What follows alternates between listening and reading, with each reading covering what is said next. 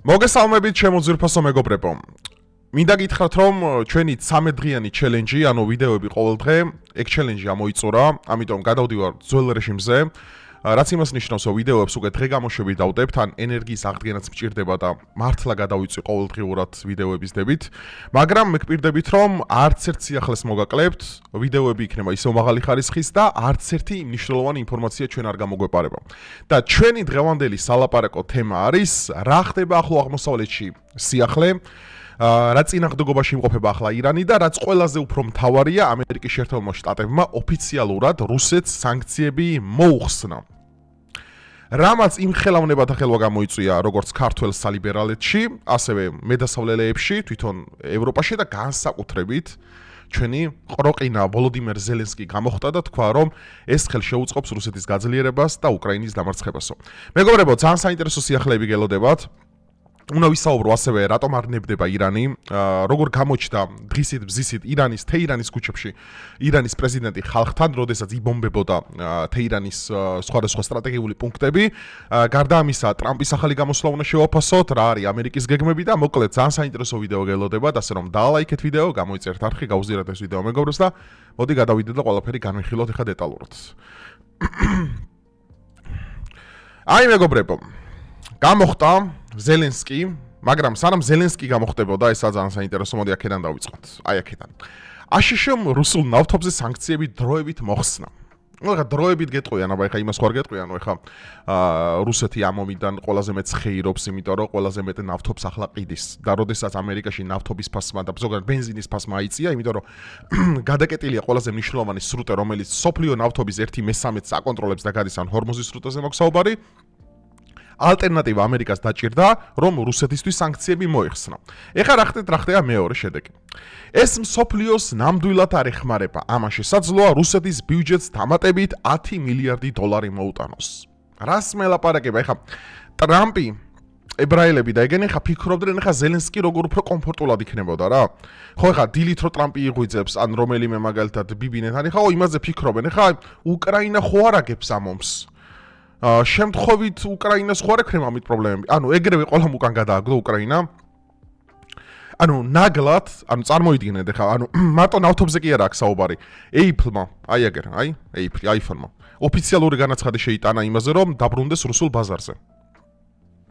გარდა მაგისა, სხვა კომპანიები, რომლებსაც დასანქცირებული რუსეთი ყავდათ, შეიტანეს ხელახალი განაცხადი და პლუს დამატებული, რომ ბევრ ნაწილზე, მაგალითად მაკდონალდსზე უარი მოუვიდათ, იმიტომ რომ რუსეთში ამჟამად არის ვკუსნოი ტოჩკა, რომელიც თავისი გემოს თვალსაზრისით, ზოგიერთის აზრით მაკდონალდსაც ჯობიო. და ფეხებზე კიდიათ, იმიტომ რომ ადგილობრივი ბიზნესი უკვე გამართეს, ანუ აღარ აინტერესებდა ხა მაკდონალდსი დაბრუნება არ დაბრუნება, იმიტომ რომ ეს მაღაზია ისა რა ქვია, რესტორნების ქსელი უფრო პოპულარული გახდა ხა რუსეთში და აღარ ჭირდება მაკდონალდსი. მარტივად. ეხლა უყურეთ ძალიან საინტერესო მეორე თემა, რომელიც ჩვენ უნდა განვიხილოთ მეგობრებო. აი ეს არის აი ეს საკითხი. მოდი ხა ჩვენ უნდა მოусმინოთ პრეზიდენტ ტრამპს, რომელიც ჩემი აზრით ამ ბოლო ხანს იმყოფება დელუზიის ქვეშ. ანუ ამ ადამიანს სერიოზულად ჭირს, ანუ მე ჩემი აზრია, რომ ამ ადამიანს აქვს რაღაც აშლილობა ჩვეულებრივი, ილუზიებში ცხოვრობს. იმიტომ რომ ვინც ამას ინფორმირებას აწვდის ახლა რა დღეში ამერიკის შეერთებული შტატები, რომელსაც ნავთობმზიდი ტანკერი თვითმფრინავი ჩამოუვარდა ერახში გაუმართავობის გამო, განა იმიტომ რომ ირანმა ჩამოაგდო, განა იმიტომ რომ მაგალითად friendly fire მოხდა, ანუ საკუთარმა იმ რა ქვია ანტისაჰაერო ჩამოხსნა, არა, გაუმართავობის გამო ის რა ქვია თვითმფრინავი ჩამოვარდა ერაყის მთებში, რითიც ადგილოვან ყველა დაიღუპავინების იყვნენ და რა გამოჩნდა, რომ ამერიკის შეერთებული შტატები უშვებს ძალიან დიდ სტრატეგიულ შეცდომებს, დამატებული ამ ყველაფერს ის რომ ანიავებს ტექნიკას, ანუ იმდენად დიდი პრობლემები შეექმნა, არ ვიცი კადრები თქვენ ნახეთ თუ არა, მაგრამ სამხრეთ კორეიდან სადაც იყო პატრიოტისა და ტადის სისტემები, მოახდინა მისი დისლოცირება და ახლო აღმოსავლეთში გადმოტანა.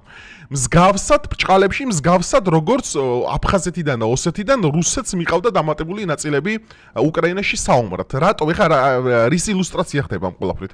იმის ილუსტრაცია ხდება ჩემო ძვირფასო ადამიანებო, რომ ამერიკას აქვს სერიოზული ზარალი.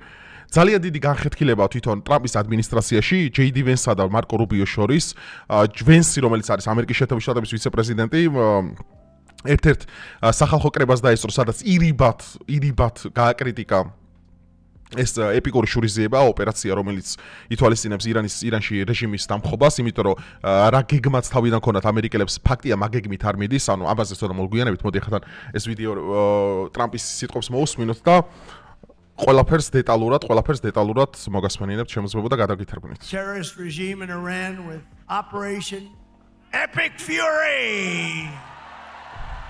Is that a great name? ანუ ტიპი ტროლავს იმენა, ეპიკური შურიზება ხო კაი სახელიო. Is it a great name? Really? Well, it's only good if you win, you know, you can only do. ანუ ხოლოდ კარგი იქნება თუ მოიგებო.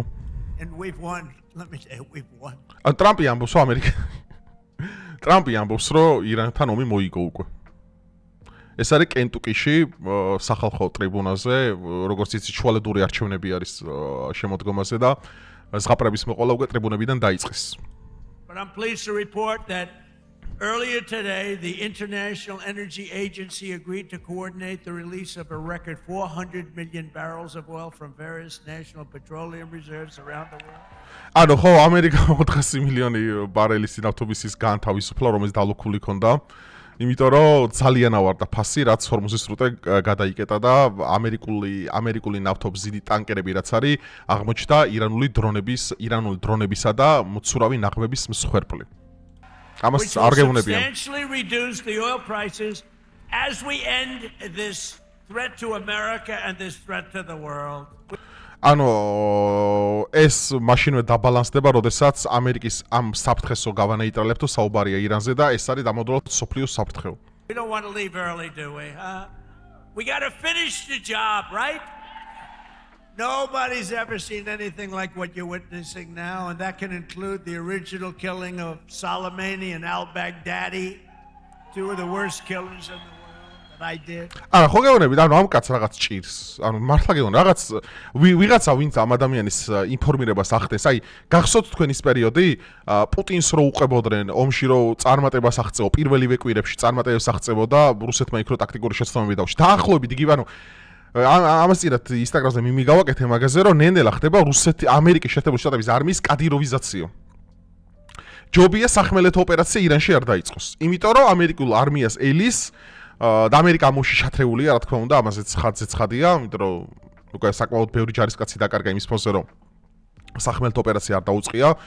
და რო დაიწყოს დარწმუნებული ვარ, ეს იქნება კატასტროფულად წარუმატებელი, როგორც ფინანსურად, ასევე ადამიანურად, იმიტომ რომ ირანში მასელის ძალიან ცუდი დღეები. ანუ ამ ადამიანის ინფორმირებას ახლა სამხედრო გენშტაბი, ანუ შტაბი, სარდლობა ცენტრალური ვინც ახდენს, აშკარად ტყუილებს უყვება, იმიტომ რომ რეალურად ძალიან დიდი, ანუ დაახლოებით უკვე 16-დან 20 მილიარდამდე აქვს ამერიკას სუფთა ზარალი, ანუ წმინდა წყლის ეკონომიკური ზარალი ამ იმაში რა ქვია, ომში.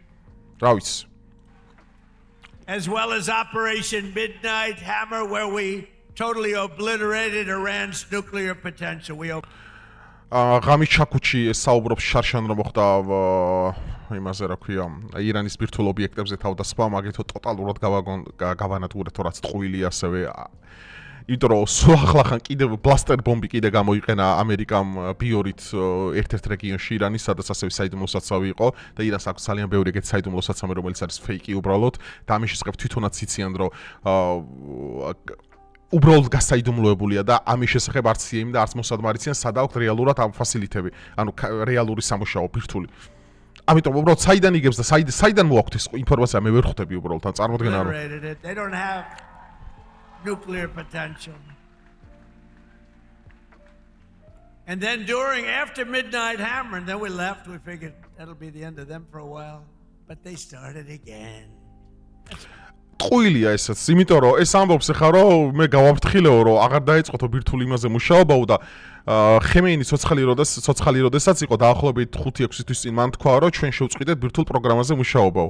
ერთადერთი რაშიც ირანი ამ ყველაფერს რეალური გამოყენება უნდა და იმიტომ რომ ეს სცენარი ძალიან გავს ერახში დაბრალებულ სადამ ჰუსეინზე ქიმიური არახს, რომელიც მე გაეროსნობებით აღმოჩნდა რომ საერთოდ არ არსებობდა.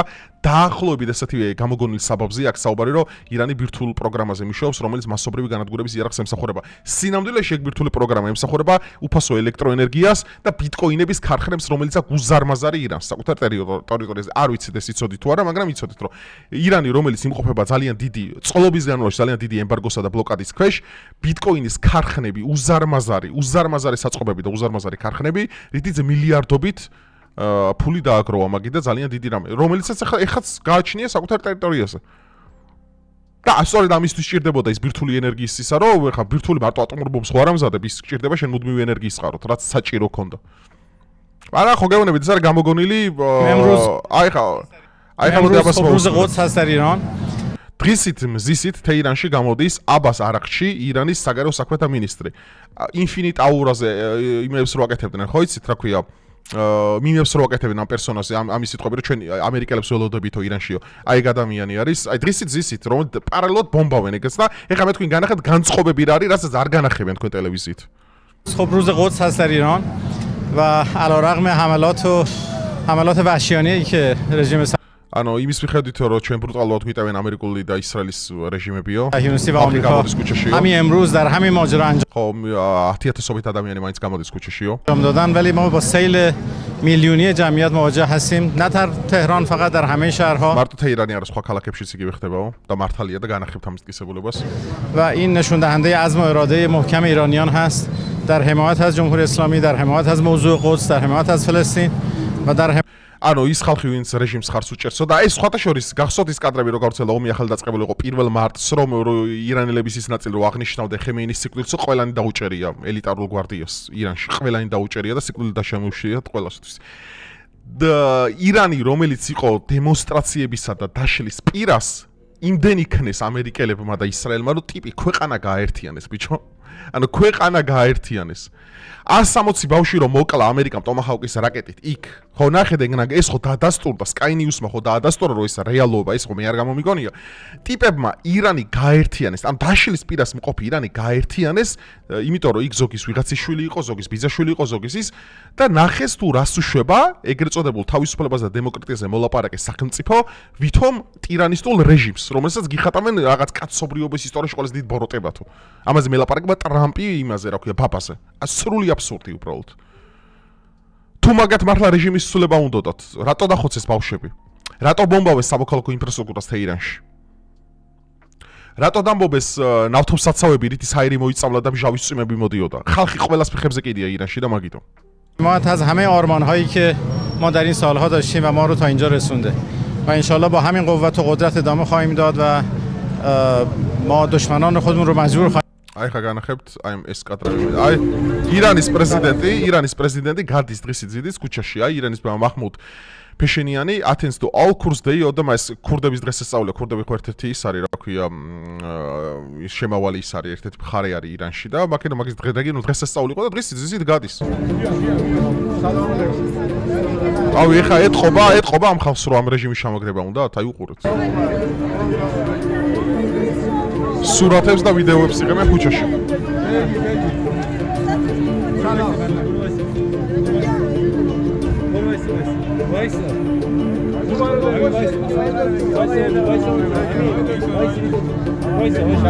და ეს კადრები მინდა განახოთ, აი.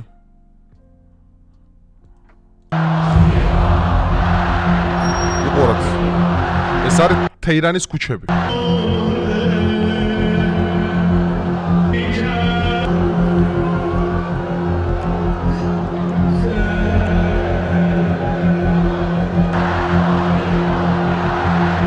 პარალელურად იბომბება თეირანი. ეს მინდა განახოთ, ეხლა ეს კადრები არ მაქვს სპეციალურად ჩასმული, იმიტომ რომ არ მინდა რომ ისე გამოვიდეს.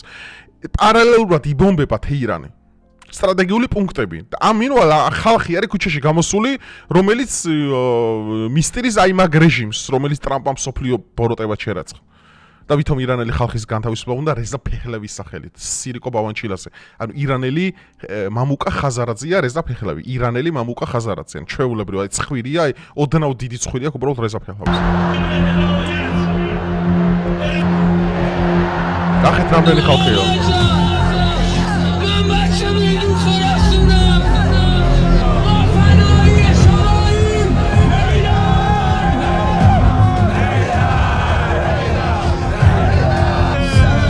აი ხა ამ ხალხის აი აზრი უკითხია და ამ ხალხისთვის ახლა ვინებიც არიან ხალხო რომ სერიოზულად მაინტერესებს რომელიმე ამერიკელს, რა სისულელებს გასმენდებენ მეინსტრიმ მედიიდან, რა სისულელებს. ეხლა პროზა ბევრი კადრი არ მაქვს გამოტანილი, ანუ სერიოზულად ვამბობ, ანუ რა სისულელებს გასმენინებენ მეინსტრიმ მედიიდან, რა სისულელებს. საერთოდ ანუ არ მესმის, ანუ ალ-ჯაზირა, ეხლა უყურეთ, Fox News არის ომის პროპაგანდა, იმიტომ რომ ეს არის სიონისტებისა და ამერიკის ერთობლივი პროექტი, Fox News-ი, CNN-ი არის ანგლოსაქსების, რომელიც აჯობს აქეთ Fox News, Al-Jazeera არის კატარის ოფიციალური ტელევიზია, ანუ კატარის, რომელიც იდეაში არის ისრაელ-ამერიკის მოკავშირე იდეაში, მაგრამ 24/7-ზე ამერიკას აკრიტიკებს. ანუ თუ Al-Jazeera-ს აქვს იმის საშუალება, რომ საკუთარი მედია წარმომადგენელი ყავდეს თეირანში, რომელიცგან ინფორმაციას იღებ. აი ეს ქართული მედიებზე მაქვს საუბარი. ბიჭო, რო აკოპირებთ პირდაპირ. აი თავარი არხი არის ჩვეულებრივი შიზოფრენიკი იმბეცილების, ამ თავარ არხს ვაღარ აქვს სატელეკომუნიკაციო რაღაც ისენი რა და სოციალურ მედიაშია გდია ეხა და აკოპირებს IDF-ისა და Fox News-ირას დაწერს და ამერიკის სარდლობა მესაქ რა და ტრამპის გამონათქვამები. ჩვენ გავანადგურეთ ინეის არმია, გავანადგურეთ და მოულოდნელად მეორე დღეს თურქეთის საჰაერო სივრცეში ბალისტიკური რაკეტა მიფრინავს, რომელსაც ნატოს ანტისაჰაეროები აკდებენ. რა ეს ზღაპრები და ილუზიები ხალ აი გეონებით ეს მედია აი მედია მეინსტრიმ მედია არის ერთი დიდი კანალიზაცია რომელიც უბრალოდ უნდა ჩარეცხო ერთადერთი არის აი მე შევაქებ და დიდი რომელიცაც ნეიტრალური ინფორმაცია მხდება ეს არის პოსტივი რომელიც ორივე მხარეს ანახებს და ვალდებულია რომ ხა ორივე მხარე ანახოს რა ცალმხრივად მარტო ხა იქ რა მოხდა ანახე იქაც რა მოხდა ვინმე ჟურნალისტი როგორ შეიძლება ვინმე რავი ინგლისურად მოლაპარაკე მაინც არ ყავს დაალაპარაკო და გვითხრას იქიდან რა ხდება ამებს რატო არ განახებენ ვერ ხვდები იმიტომ რომ რა სისულელებს ბურთხუნებს ტრამპი ხო ამ ომზე აი ტრამპი ემსგავსება პუტინს ამ ომში მართლა გეუბნებით ანუ პუტინი როგორ ილუზიებშიც იყო პირველივე დღეებში უკრაინაში რავი კიევის დაცემაზე ზუსტად ანალოგიურ მდგომარეობაში ხა ტრამპი და მე მართლა ანუ მიმიგავაკეთე ამაზე როგორ ემსგავსება ამერიკელი ჯარისკაცები კადიროველებს ანუ მართლა ეს ამერიკული გამარჯვებები ჰოლივუდურ ფილმებში რო არის რა გადაუფრენს და აღარ არის არაფერი სამი თვითმფრინავი დაკარგეს უაზროდ ტანკერმზიდი დაკარგეს უაზროდ ის არის ნავთობზიდი ტანკერები კიდე წყალში რომლებიც იყვნენ ეგენი ჩაძირეს ნაღმება ძალიან იაფი დაუჯდათ და კოლოსალურად დიდ ზიანს აყენებს ამერიკულ ბაზებს და ტრამპი მეუბნება რომ ისო მოვიგეთო ჩვენო რეზა ფეხელავი ერთ ადგილს იპუტავს ბიბი ნეთანიაჰუ უკვე რავი სპარსულად ლაპარაკობს რომ იქნება რამენაირად ეს ირანელები ვერ გატეხეს ირანელი ხალხი ფაქტია ხალხო გეგმა ერთი იყო რომ აიათოლა ალი ხემეინის სიკვდილით უნდა რეჟიმი სწრაფად შესულიყო და დანებებულიყო არ მოხდა მეორე ქურთისტანის აჯანყება უნდა მოხდარიყო ჩილოთ ირანი იმაში რა ქვია ირანში ეგეც არ მოხდა მერე აზერბაიჯანი უნდა ჩაეყოლებინათ ამ ომში მაგაზეს ვიდეო რომ იდევს რომელიც არ მოხდა ესეც აზერბაიჯანმა ჰუმანიტარული დახმარება გაუგზავნა აქეთ ირანს და პლუს მიულოცა კიდევაც ხემეინის შვილს ირანის სულიერ ლიდერად არჩევა აგერ საფრანგეთის ბაზები დაბომბა ირანმა ერთი დაშავებული და ერთი გარდაცვლილია და მანდაც საფრანგეთმა პასუხი არ გაცა ბრიტანეთი ომში არ ჩაერთო ესპანეთმა საჰაერო სივრცე ჩაუკეტა კატარი და ახლო აღმოსავლეთის ქვეყნები ომში არ ჩაერთნენ ამერიკა არის დარჩენილი ტოროლა ხეზე რომ ამობ ანუ კიდე მოვლენ ეხა და მეტყვიან აი ხა ამერიკისთვის რა ზარალია 20 მილიარდი ერთ კვირაში არ არის 20 მილიარდი ფული თუ რა თელი ამერიკის ტაქსპეიერების ფული უნდა იხარჯოს ამ ომში ამერიკა ამ ომში არის ჩათრეული ხალხო ძალით ჩაითრეს ამერიკას ეს ომი არ უნდა რეალურად მაგრამ ამერიკას ამერიკელები არ მართავენ თემაც ეგ არის იმ ომში მონაწილეობა რომელიც მაგათი არ არის რეალურად ანუ აჟინი არ აქვს ირანთან ომი არის ყველაზე არაპოპულარული ომი 1960 წლიდან დღემდე ვიეტნამის აი ზუსტად ანალოგიური სცენარი შეიძლება ჩვენ შევაფასოთ ისტორიულად რომ ვიეტნამის ომზეს მაშინ ამბობდნენ მაშინელი პრეზიდენტი რომ აი დიდი წარმატებებს ვაღწევთ აი ჩვენია მაგალითად ჩილოთ ვიეტნამი იყო ბლა ბლა ბლა და ჩახოცეს თელი ხალხი შიგნით და ბოლოს სანამ სექსუალური რევოლუცია არ დაიწყო და ამერიკაში გამოსვლები ეგ ომი არ დაამთავრეს და კენედიმ დაასრულა ეგ ანუ რაზე მაქვს საუბარი აქ ზღაპრებს ანუ დასავლური მედია ზღაპრებს გასმენინებენ იმის პროპაგანდას თელი მექანიზმი მაგათ ხელშია და ყველაფერს საპირისპიროს განახებენ. ირანს ზურგზე ყავს ჩინეთი, რუსეთი, რომელიც აწვდიან მაგ ინფორმაციას. რუსეთი ამ ომით ხეირობს, ნავთობზე აგერ სანქციები მოხსნეს. პახოვდო ამას დამატებული ის ფაქტი, რომ უკრაინა მიგდებული აქვს უკვე ამერიკას ფეხებზე კიდია როგორ იქნება. და სატელიტური ინფორმაციით ამარაგებენ ირანს და უმიზნებენ ისეთ ბაზებს, რომლის შესახებ ირანმა არაფერი არ იცის, მაგრამ რუსეთი და ჩინეთი აწვდიან. და კოლოსალურად იაფია მათი ყველანაირი შეიარაღების წარმოება, ეხაც ბალისტიკურ რაკეტებს ეხაც აწარმოებს ირანი. არ იცით რაზე მაქვს საუბარი? აი ზღაპრების როდემდე უნდა ვიცხოვროთ, აი რაღაცა, აი შახი დაბრუნდება ირანში, შახი, ქართველი გეი მილიტარისტების გონებაში დაბრუნებული შახი, რომელიც საქართველოს ისტორიაში ყველაზე დიდ ზიანს აყენებდა საქართველოს, როდესაც შახის მმართველობა იყო ირანში, ეგეთი იმბეცილები ყავს შიგევროპელები. ისტორიულად ყველაზე გაუნათლებელი იდიოტები, ვინებიც ოდესმე არსებულან ისტორიაში, ტიპებს უნდათ შახი დაბრუნდეს ირანში, როდესაც შახის დროს საქართველოს აწიოკებდნენ და წვავდნენ და როდესაც 79 წელს რევოლუციის მერე, როდესაც რაც ხემეინი და თელი აიათოლები იქ მოვიდნენ და ისლამური რესპუბლიკა, ისლამური სახელმწიფოდ გადაკეთა, ზიანი არ მიუყენებია საქართველოსთვის იმ ირანს. აი რა დონის გაუნათლებელი უნდა იყო უბრალოდ. აი რა დონის ტოლუ უნდა იყო ადამიანი, რა ერთი წიგნი მაინც ხო შეიძლება წაკითხული ქონდეს, რამე გადაშლი ისტორიაში ერკვეოდე. უბრალოდ ეს ხელწერა არის, დასავლური ხელწერა არის აქციები ქუჩაში, ირანმა დედაუტირა ყველა რეჟიმის მოწინააღმდეგე საკუთარ ქვეყანაში უმცირესობა რომლებიც იყო და რომელიც აღნიშნავდა ხემეინის სიკვდილს. ყველანი სიკვდილი დასაჯა აბსოლუტურად ვინც ვიდეოები გავრცელა იქიდან. დღეს რატო აღარ არის ეგენი? რატო აღარ გამოდიან და რატო აღარ ამბობენ აი მიდი დემონსტრატებო დაშალე. ვერ 8 მცდელობა ქონდათ სულ ხალხნო. ამ იმაში ორ კვირა რომდენ გავიდა? ორ კვირაში. ვერ დაამხეს ირანის რატო? იმიტომ რომ ხალხს არ უნდა სხვა. არ უნდა იმ ხალხს ბიჭო სხვა. რატო აქვს რომელიმე ქვეყანას იმის უფლება რომ ჩაერიოს ნებისმიერი ქვეყნის სუვერენიტეტში და განსაზღვროს მისი პოლიტიკა? ეს ხო უსამართლობა არის. აი ამაზე მაქვს მე რეალური პროტესტი. რა ზღაპრების ლაპარაკს ყველა შეეშვას რა, აი რაღაცა ჰიჯაბი ნუ უკეთია იმას, ძალიანაც უნდათ რომ უკეთიათ ირანში ხალებს. აი განახეთ კიდევაც მაგის ვიდეო რომ ჰიჯაბებით იყვნენ გამოსულები. აი ვინ ეკითხებათ ამათ, ვინ რას დაიხურებს და რა ჩა, ვინ ეკითხებათ ამ უბედურებს? არა თემა ის არის რომ ეს არის უბრალოდ პროპაგანდა, საინფორმაციო ომი, ამერიკა ამაში მე ისრაელზე არ ვამბობ, ისრაელი კაი პონჩია. ისრაელი ამოდებული ყავს იღლიაში ამერიკა, აღებინებს გადაწყვეტილებებს. ამერიკა ისრაელი 100%-იანი სიზუსტეით ოპერირებს ამ ომში, აი შეცდომას არ უშვებენ. 100 რაკეტა ჰეზბოლამ ესროლა, 99% ჩამოაქვს და ისრაელი არის კაი პონჩი. ამერიკა უნდა შეაკვდეს, გოიმები უნდა შეაკვდნენ ისრაელს. აი ეს არის მიზანი, ვინების მართავენ ამერიკას. ამერიკელმა იკითხოს, თორე აქ ებრაელი არაფერ შუაში, ამერიკელმა იკითხოს, ეგეთი დებილები არიან. მთელი კონგრესი სიონისტები, მთელი ამერიკის სარდლობა სიონისტები, მთელი ის და ამერიკელები ზიან 150 მილიონი. ჩვენი ომი არა ეს, რას მიკეთებ, რო შენი ომი არ არის? იმისთვის არსებობ, რომ შენ ფული გადაიხადო ბიუჯეტში, მერე მაგ ფულით დააფინანსო ყოველწლიურად 5 მილიარდი სამხედრო დახმარება ისრაელს. აი ეს არის ამერიკის მოვალეობა. ამერიკელი რო იბადება, იმით იბადება, რომ თავის ცხოვრებაში გამოიმუშაოს იმდენი თანხა, რომლის ყოველწლიურად დაანგარიშებული DGG-მეგეგებით გაუგზავნოს სამხედრო დახმარებები ისრაელს. ამისთვის იბადება და ამისთვის ყდება ამერიკელი. შეეგუეთ ამ რეალობას უკვე. და ძალიან გთხოვთ ეს მაგრად არ მევასება ეს რაღაც ანტისემიტიზმი ყველაზე მეტად მეზიზღება. ვერ ვიტან ანტისემიტიზმს. აი პირდაპირ გეუბნებით, რომ იმის გამო რომ ებრაელები თქვენზე ჭკვიანები არიან, რომ ებრაელები ამის გამო გძულთ. აი ვერ ვიტან აი ესეთ მიდგომას. თუ მაგარი ხარ ჭკვით დაუპირისპირდი. ეს იმაზე რა ქვია, დივერსიები რაღაც ისენი ხარ ასე მიჩიგანში და იმაში მოხდა, ხო? კატასტროფულად გვამბ ეგეთ რამეებს, მართლა ვგმობ. სრული სერიოზულობით ვამბობ ამ ყველაფერს, იმიტომ რომ შენ თუ გინდა რომ შენზე ჭკვიანი დაამარცხო, ჭკუა უნდა გამოიყენო ამასთვის. და არა პროჭი ტერორისტი კი არ უნდა იყო, უნდა ჭკუა გამოიყენო ამისთვის.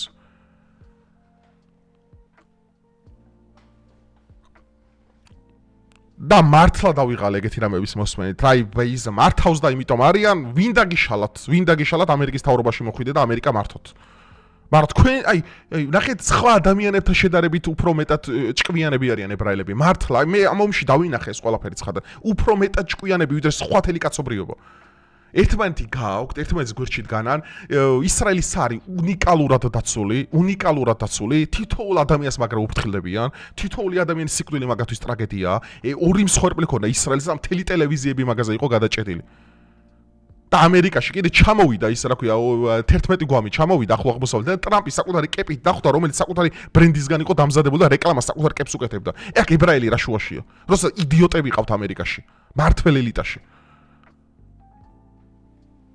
აი ეს არის ჩემი პოზიცია და ჩემი აზრი. არავითარ შემთხვევაში არანაირი აი მართლა მეზიზღება აი სიძულვილი რომელიმე ეთნიკური ნიშნის გამო, იმიტომ რომ შენზე ჭკვიანია, ეს არის ამაზრზენი რამე უბრალოდ ამაზე და ჩმორობა სრული ამ სიტყვის მნიშვნელობით იმის გამო ვერ იტანდე ვიღაცას რახან შენზე ჭკვიანია და ვერ ერები ვერანაირად. თუ მაგარი ხარ, მიდი აბა ებრაელი საჯობი ამერიკაში, მიდი შენ მართე ამერიკა, მიდი შექმენი პარტია ამერიკაში მოდი მთავრობაში და შენ მართე. არავინ არ გიშლის ამას. უბრალოდ ყველაზე ზარება. ვაი მიმეს რა დაამარცხებს, ვაი მიმეს როგორ მოუგო? ამათეს რამდენიც ილაპარაკებ, ყოველთვის შენზე წინ იქნება ებრაელი, რომელიც მართავს სამყაროს. და უყურეთ მე მაგათ. არანაირი სიძულვილი, საერთოდ არანაირი, პირიქით ბევრ ამას ვსწავლობ. ერთი პატარა ისრაელი, ერთი პატარა ემხელა ციტკენ ატრიალებს თელ მსოფლიოს. და მე მეტყვი ბიბლიას ზღაპარია, რანაირად არის მან დაწერია ებრაელები რჩევლიერია, ხო წერია მანდ. არანაირი ზღაპარი მანდ არაფერი არ არის. გაბრაზებული ვარ იმაზე, რომ ჯერ ეგერთი უსამართლოდ ხდება ეს ყველაფერი, რასაც ამ ომში მე ყველა ბევრ რაღაცას უყურებ, ხო? და მეორე იმაზე მეშლება ნერვები, რომ დავიღალე ერთი და იგივე რაღაცების სახილით რა. დავიღალე უბრალოდ იმის გამო, რომ ყველაფერი მიტრიალდება და იმან ეს საქნა, რავი, არავის არ უშლის მოო, თუ მაგრები ხართ პარტიების შექმნით, მოდით მთავრობებში, რავი, ზოგი ამერიკაში, ზოგი ისრაელში და თქვენ შეცვალეთ მაშინ ყველაფერი. დალში იმის იქით და ჩემთვის მიუღებელია ნებისმიერ ეთნიკური ნიშნის დევნა და ნებისმიერ ეთნიკური ნიშნის გამორჩევა, რომ აი შენ იმიტომ უნდა აღარ იყო, რომ შენ ჩემზე ჭკვიანი ხარ. ეს არის კატასტროფა და არანაირი გამართლება ანტისემიტიზმს არ აქვს და არანაირი ახსნა არ აქვს აი მაგ ტერორიზმს და მაგ სიგიჟეებს რაც ხდება მსოფლიოში. მაგარი თუ გინდა იყო უნდა დაუმტკიცო შენ ჭკუით, IQ-ით, შენი შესაძლებლობებით, მაშინ ხარ მაგარი ტიპი. სხვა შემთხვევაში არის მეგობრებო კატასტროფა ეს ყველაფერი. და მე იყენებენ ისევ ისენი მხარეს, აი თავს გვესხმიან, გვავიწროვენ, უფრო ერთიანები ხდებიან. ამიტომ ძალიან გთხოვთ არც ერთი ადამიანის მკვლელობაში არ გაგვიხარდეს, არ ვიყოთ ექსტრემისტები, არ ვიყოთ ბინძური რადიკალები, როგორებიც არიან გარკვეული ნაწილი. ყველაფერს შევხედოთ ობიექტურად, რაციონალურად, იმიტომ რომ ჭკუას თუ აქ არ გამოიყენებთ, მე კიდევ ერთხელ ვიმეორებ, თქვენზე ჭკვიანები არიან იქით, რომლებიც მართავენ ამ ყველაფერს და თქვენ თუ გინდათ რომ მაგ ადამიანებს წინ აღმოჩნდეთ, მაშინ თქვენ უფრო უნდა გამოიჩინოთ მეტი რაციონალურობა და ჭკუას ჭკუით უნდა მიუდგეთ და არა რაღაც მუხანათურად ტერორიზმით და ეგეთი რამებით. ტერორიზმს გამართლება არ აქვს, ტერორიზმი არის საშინელება.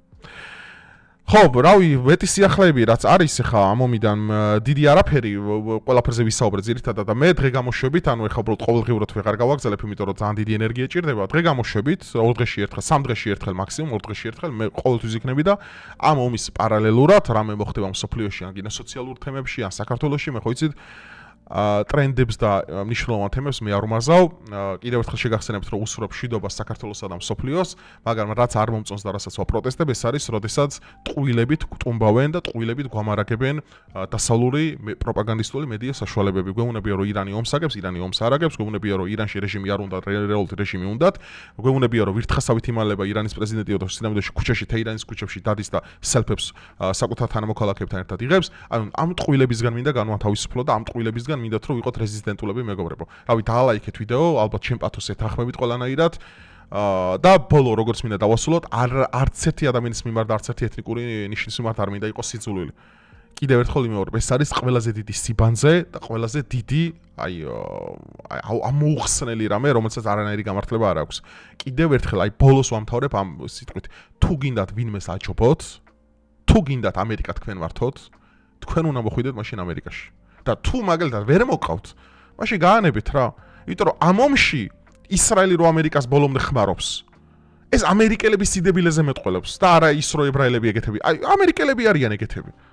ამერიკელები უნდა გააკრიტიკოთ, მაგრამ ისრაელის შუაში მე რო მოვიდე ხა ამერიკის პრეზიდენტად, ამერიკის კონგრესში ვიყო, საქართველოს ხო დავეხმარები. ანალოგიურად ეხმარება ებრაელი საკუთარ ქვეყანას. შეუყვარს უფრო მეტად ისრაელი რაკნას. ეთნო რელიგიური განცდა აქვს უფრო მეტი და უფრო მეტი პატრიოტიზმი აქვს. და თავისი ჭკუით ეხმარება საკუთარ ქვეყანას, 5 მილიარდს ყოველდღე შვილი ვითხოვს. ამიტომ ხალხო რაციონალურად შევხედოთ რა, რაღაც სისულელეების გარეშე ძალიან გთხოვთ და თუ გასაკრიტიკებელია მე ვაკრიტიკებ აი ამერიკის კონგრესმენებს, ამერიკის მთავრობას და მაგათ, რომლებიც არიან მაჩალკები, მაგათი. მაჩალკები ჩაულაპრივოთ. ნუღარ ამელაპარაკებიან ობიექტურობაზე ნუღარ ამელაპარაკებიან ეგენი. დასრულდა ობიექტურობის ეპოქა. დღეს არის ყველაფერი სუბიექტური. დროებით.